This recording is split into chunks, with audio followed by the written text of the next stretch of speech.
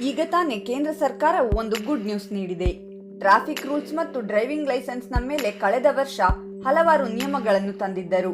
ಆದರೆ ಮೊದಲ ಬಾರಿಗೆ ಡ್ರೈವಿಂಗ್ ಲೈಸೆನ್ಸ್ ನಿಯಮಗಳ ಮೇಲೆ ಸಾಮಾನ್ಯ ಜನರಿಗೆ ಗುಡ್ ನ್ಯೂಸ್ ನೀಡಿದೆ. ಅದನ್ನು ನೋಡುವ ಮುನ್ನ ನೀವು ಕೂಡ ಮೋದಿಯವರ ಅಭಿಮಾನಿಯಾಗಿದ್ದು ನಿಮ್ಮ ಬಳಿಯೂ ಸಹ ಯಾವುದೇ ವಾಹನವಿದ್ದರೂ ಈ ವಿಡಿಯೋನ ಲೈಕ್ ಮಾಡಿ.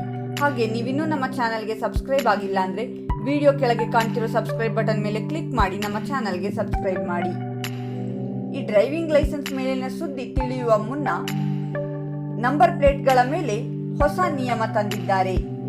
ಅದೇನೆಂದರೆ ಗಾಡಿಗಳ ನಂಬರ್ ಪ್ಲೇಟ್ ಮೇಲೆ ವಾಹನದ ನಂಬರ್ ಬಿಟ್ಟು ಇನ್ಯಾವುದೇ ರೀತಿಯ ಚಿಹ್ನೆ, ಹೆಸರು ಮತ್ತು ಸ್ಟಿಕ್ಕರ್ಗಳು ಹಾಕಿಸಿದ್ದರೆ ಈಗಲೇ ತೆಗೆದು ಬಿಡಿ, ಇಲ್ಲದಿದ್ದರೆ ನಿಮಗೆ ದಂಡ ಬೀಳಲಿದೆ.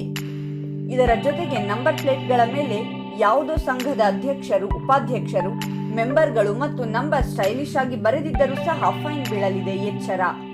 ಇನ್ನು ಕೇಂದ್ರ ಸರ್ಕಾರವು ಡ್ರೈವಿಂಗ್ ಲೈಸೆನ್ಸ್ ಮತ್ತು ಲರ್ನಿಂಗ್ ಲೈಸೆನ್ಸ್ ಮಾಡಿಸುವಲ್ಲಿ ಹೊಸ ರೂಲ್ಸ್ ಗಳನ್ನು ತಂದಿದ್ದಾರೆ. ನೀವು ಇನ್ನು ಮುಂದೆ ಡ್ರೈವಿಂಗ್ ಲೈಸೆನ್ಸ್ ಅಪ್ಲೈ ಮಾಡೋದಕ್ಕೆ ಯಾವುದೇ ತೊಂದರೆ ಪಡುವ ಅಗತ್ಯವಿಲ್ಲ. ಇಲ್ಲಿಯವರೆಗೂ ಲರ್ನರ್ ಲೈಸೆನ್ಸ್ ಮಾಡಿಸಬೇಕಾದ್ರೆ ಒಂದು ಫಾರ್ಮ್ ಮತ್ತು ಡ್ರೈವಿಂಗ್ ಲೈಸೆನ್ಸ್ ಮಾಡಿಸಬೇಕಾದ್ರೆ ಮತ್ತೊಂದು ಫಾರ್ಮ್ ಮತ್ತು ಲೈಸೆನ್ಸ್ ರಿನಿವಲ್ ಮಾಡಿಸೋದಕ್ಕೂ ಸಹ ಬೇರೆನೆ ಫಾರ್ಮ್ ಫಿಲ್ ಮಾಡಬೇಕಾಗಿತ್ತು. ಆದರೆ ಎಲ್ಲದಕ್ಕೂ ಸಹ ಒಂದೇ ಫಾರ್ಮ್ ಇರಲಿದೆ ಮತ್ತು ಈ ಫಾರ್ಮ್ ಅನ್ನು ನೀವು ಆನ್ಲೈನ್ ನಲ್ಲೇ ಫಿಲ್ ಕೂಡ ಮಾಡಬಹುದು ಮತ್ತು RTO ಆಫೀಸ್ ಸುತ್ತಲೂ ಅಲೆಯುವ ಅವಶ್ಯಕತೆ ಇರುವುದಿಲ್ಲ.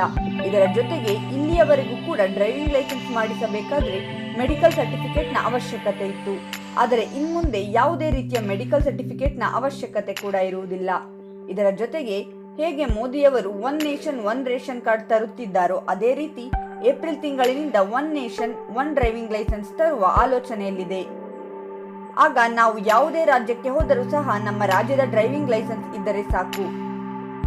ಮೋದಿಯವರ ಈ ಡ್ರೈವಿಂಗ್ ಲೈಸೆನ್ಸ್ ಮೇಲಿನ ಹೊಸ ನಿಯಮಗಳು ಸರಿ ಇದೆಯಾ, ಎಸ್ ಆರ್ ನೋ ಅಂತ ಕಮೆಂಟ್ ಮಾಡಿ ತಿಳಿಸಿ. ಹಾಗೆ ಈ ವಿಡಿಯೋ ಇಷ್ಟ ಆಗಿದ್ರೆ ಲೈಕ್ ಮತ್ತು ಶೇರ್ ಮಾಡಿ.